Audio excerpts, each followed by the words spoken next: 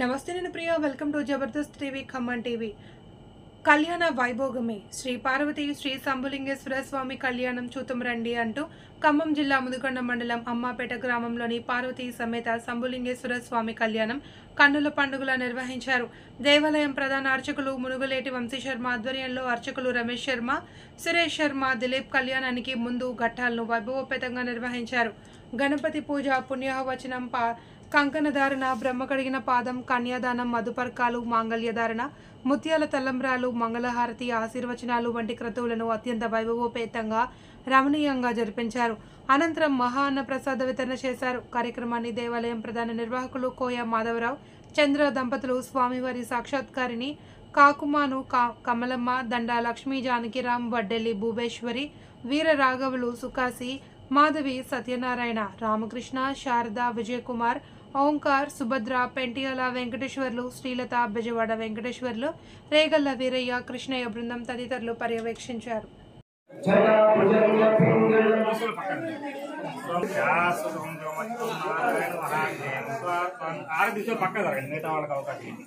నారాయణ మహాదేవ స్వాత్మానం పరాయణం నారాయణ ప్రమోధ్యాత ధ్యానం నారాయణ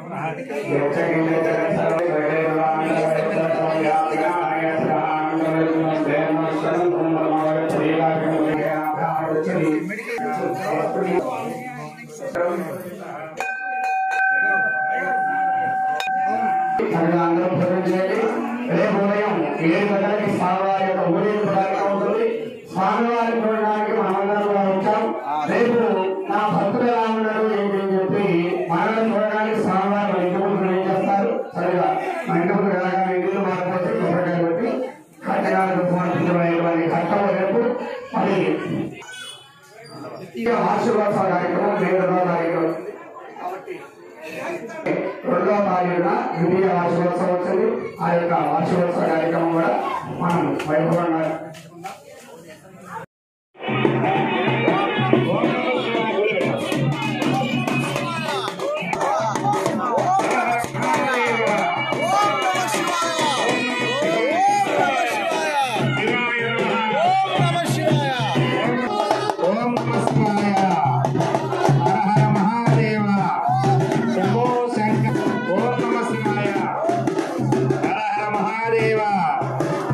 శంభో శంకర, భక్తవ శంకర,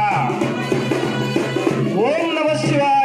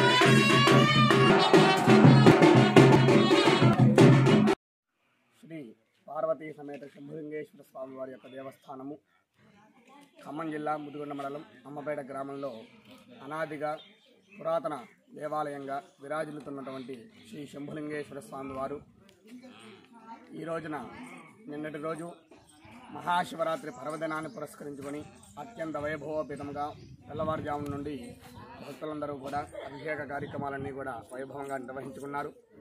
ఆ తదుపరి సాయంకాలము 6 గంటలకి ఎదురుగోల ఉత్సవంగా స్వామివారు ఎదురుగోల కార్యక్రమం జరుపుకొని కళ్యాణ మండపాన్ని వేయించేసి చక్కనైనటువంటి 21 మంది దంపతులతోటి కళ్యాణ క్రతువుని వైభవంగా పార్వతీ పాణిగ్రహణాన్ని నిర్వహించుకొని పార్వతీదేవిని కన్యగా భావన చేసి చక్కగా కన్యాదాన కార్యక్రమం చేశారు దంపతులందరూ కూడా.